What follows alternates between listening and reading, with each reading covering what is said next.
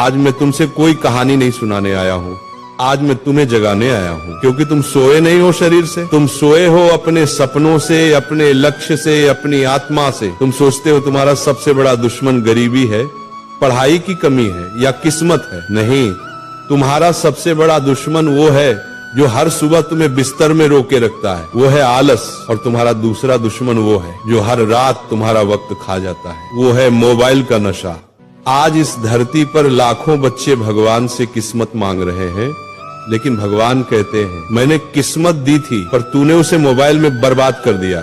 याद रखो, जो मोबाइल तुम्हारे सपनों तक पहुंचने का जरिया था, वही आज तुम्हारे सपनों का कब्रिस्तान बन चुका है। तुम्हारा एक 5 मिनट और तुम्हारी जिंदगी के 5 साल छीन लेता है। और वो आलस जो तुम्हें कहता है कल से करूंगा, वो तुम्हें उस मोड़ पर छोड़ देगा जहां कल कभी आता ही नहीं। सफलता और असफलता में फर्क बहुत छोटा है। सफल इंसान वही है जिसने अपने अंदर के आलसी राक्षस को मार दिया, असफल वही है जिसने उसे दोस्त बना लिया। आज मैं तुम्हें 3 ऐसे दिव्य सूत्र बताने वाला हूँ, 3 ऐसे ब्रह्मास्त्र जो अगर तुमने आज से अमल में लाए तो न सिर्फ तुम्हारा आलस मरेगा, बल्कि तुम्हारा मोबाइल तुम्हारा सेवक बन जाएगा, मालिक नहीं। आज का ये प्रवचन सुनने वाला बच्चा या तो अपनी जिंदगी बदल देगा या जिंदगी उसे पीछे छोड़ देगी, क्योंकि समय किसी का इंतजार नहीं करता।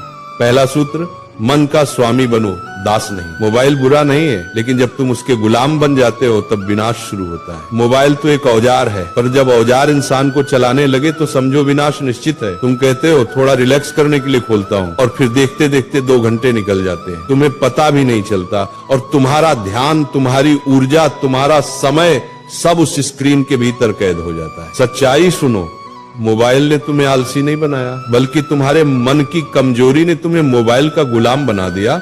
जिस दिन तुमने अपने मन से कहा बस अब मैं मोबाइल का नहीं, मोबाइल मेरा सेवक बनेगा, उस दिन से तुम्हारी आजादी शुरू होगी। दूसरा सूत्र, आलस एक मीठा जहर है। आलस एक ऐसी बीमारी है जो तुम्हारे शरीर को नहीं, तुम्हारे सपनों को खा जाती है। तुम सोचते हो थोड़ी देर में करता हूं, और वही तुम्हारा सपना मर जाता है। जो लोग कहते हैं मेरा मन नहीं करता, उनसे मैं कहता हूँ, अरे मन नहीं करेगा तो मंजिल कैसे मिलेगी? मन तो हमेशा आराम चाहता है, लेकिन महानता हमेशा असुविधा के भीतर जन्म लेती है। जब थक जाओ याद करो अपने माता पिता के त्याग को, जिन्होंने अपने सपने कुर्बान कर दिए ताकि तुम अपने पूरे कर सको। जब मन भागे याद करो अपने सपनों की कीमत को। जब नींद सताए याद करो उस वक्त को जब कोई और पढ़ रहा होगा और तुम सो रहे होगे, और कल वही तुमसे आगे निकल जाएगा। आलस से बड़ी कोई गरीबी नहीं होती। जो अपने समय का सही उपयोग नहीं करता, उसके पास एक दिन पछतावे के सिवा कुछ नहीं बचेगा। तीसरा सूत्र, कर्म ही धर्म है।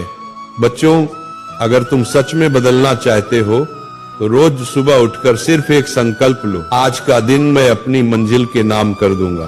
तुम्हें पता है भगवान भी उन्हीं की मदद करता है जो खुद चलने की हिम्मत रखते हैं। मोबाइल से दूरी बनाओ, थोड़ा समय किताबों के साथ बिताओ, थोड़ा वक्त अपने विचारों के साथ अकेले बैठो। जब तुम काम करते हो ना तो आलस खुद भाग जाता है। जब तुम अपने सपनों के लिए तपते हो ना तो मोबाइल की स्क्रीन फीकी लगने लगती है। कर्म ही वो दवा है जो आलस और नशे दोनों को खत्म कर देती है। याद रखो, मोबाइल तुम्हारा नौकर है, मालिक नहीं। आलस तुम्हारा दुश्मन है, दोस्त नहीं। अगर आज तुम उठ खड़े हुए तो कल दुनिया तुम्हारे आगे झुकेगी। जिसने अपने आलस को हराया उसने खुद भगवान को पा लिया। इसलिए बच्चों, आज उठो, अपने हाथ जोड़ो और प्रतिज्ञा करो कि अब मैं आलस और मोबाइल की लत से मुक्त होकर अपने जीवन का निर्माता बनूंगा। सूरज रोज निकलता है, लेकिन उसकी किरणें सिर्फ उसी को छूती हैं जो जागा रहता है।